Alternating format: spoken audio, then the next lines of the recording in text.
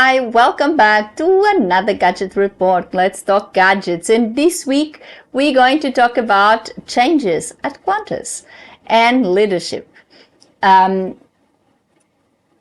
month, more specifically on the 21st of Feb, the site Australian Aviation has published an article talking about a change on Qantas board and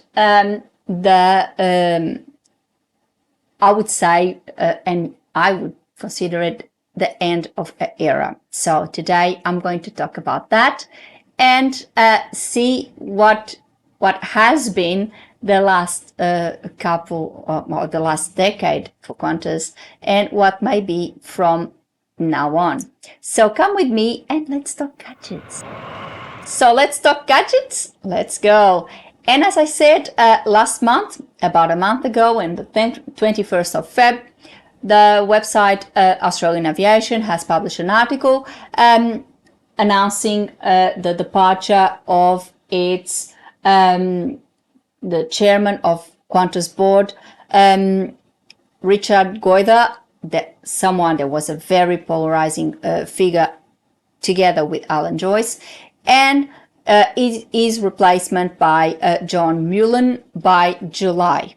So this was very welcome news, according to Australian Aviation's article, since it will open up conversation and will open up the relationship between the airline and the TW, the Transport Workers Union.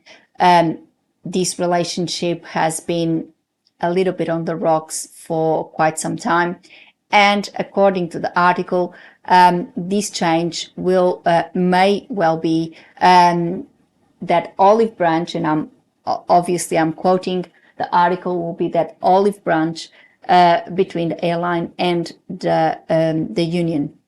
So he has left. So Richard Goyder, it was said that he will leave in at the end of the financial year. So John Mullen will start in July with the new financial year. And as I said, Goyder has been in the company for some time, leading together with former CEO Joyce. Both of them very, very polarizing figures, as you know, and in recent years, the airline has been embroiled in a lot of scandal and a lot of bad publicity, and obviously these two men are not the most favorite people in Australia at the moment. So to put you in perspective, and with a little bit of history, the relationship between the airline and the union has been on the rocks for some time, as I said. One of its major points was in 2011, when the relationship was at its breaking point, and Joyce then grounded the entire fleet of Qantas to, he thought, solve a problem with an industrial relations dispute with the TWU. So at that time, there was issues regarding the engineers, there was issues regarding payment, working conditions, and all sorts of things. The unions were not backing down, so Joyce decided to ground the entire fleet, with all its implications. As you know, every single time you cancel a flight, it is a massive, massive problem for an airline. So now imagine grounding the entire fleet and having planes all over the world. Qantas is one of the biggest airlines in the world. So imagine having aircraft all over the world, crews all over the world, misplaced. It was a mess, as you can imagine. So the union calls, the union called this partnership between Goyder and Joyce the dictatorship approach, the dictatorial approach from Goyder and Joyce. So that's what they call for those measures back then, and for all measures that came after that. It's been years and years and years and years of constant disputes, constant issues. Recently, apparently, the court has ruled in favor of Qantas workers in unfair dismissal after the pandemic. So all of this has been on the news. Unfortunately, the airline has been on the news, and not for the right reasons recently, and that is a sad thing, I believe. Now, in my view, this might be the end of an era. It might be the end of this disruptive, chaotic era for the airline, and hopefully with the new CEO, with the new chairman, the company may finally come together and go again towards the right path. The chairman is seen as a light at the end of the tunnel. That's what the article says. So the union has sees this change as a positive change, as opening the door for conversation, for discussion, and obviously for problem solving. Most problems are sometimes caused by bad management. I've said that many times, and I think it's something that we see these days in a lot of companies, is that most of the problems, and sometimes these industrial relations problems, are due to bad management. And you need to be a leader if you want to be a boss. And sometimes people forget that.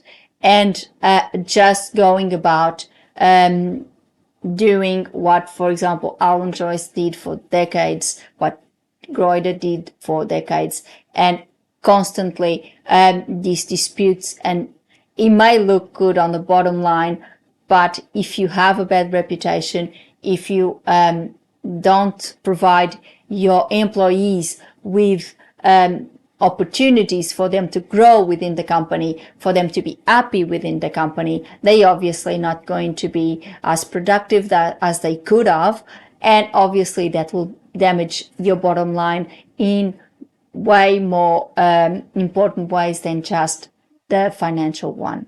So this is important. I hope this is a fresh start for Qantas. It's no news that I love this airline. I've always did.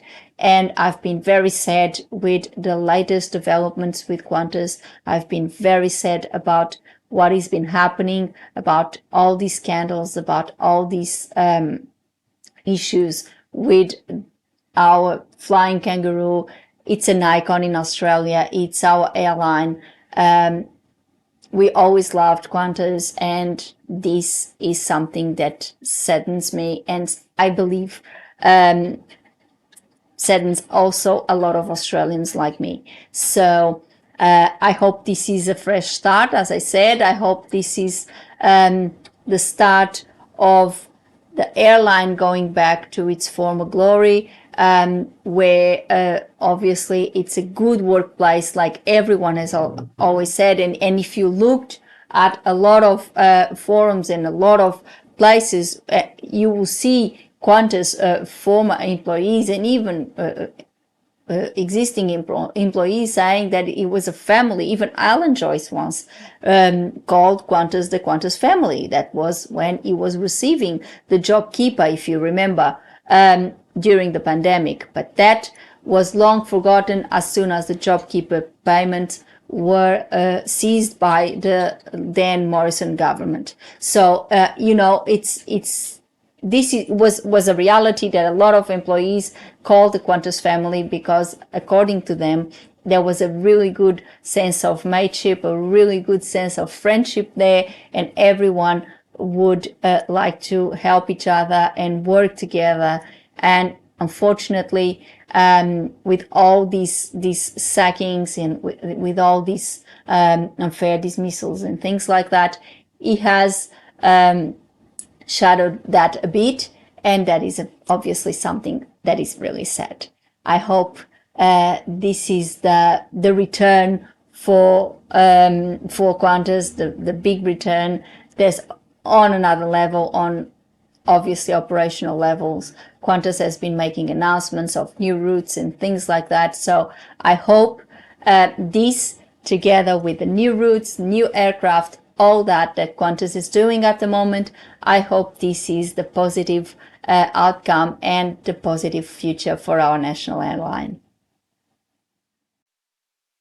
And that's all for today. I hope you really like this news about Qantas. But I think if you are a fan of Qantas like myself, if you really like the airline, and if you are really sad about what has been happening with our Flying Kangaroo, I'm sure you will be happy about this.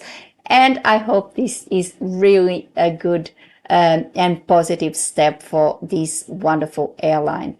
But you know, and I've said many times, I'm going to leave the link below for the article so you can read yourself what Australian Aviation has written about this.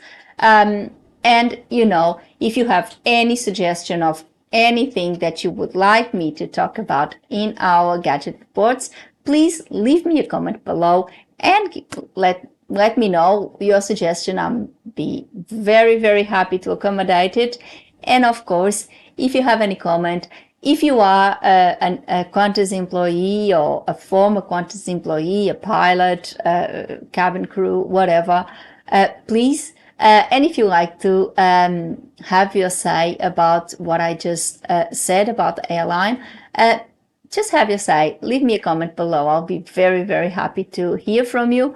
And of course, put a like on the video and subscribe the channel with a little click on the bell so you get a notification of a new gadget report every week. Before I go, I would like to thank you all for watching. Have a good week. See you next time. Thank you. Bye.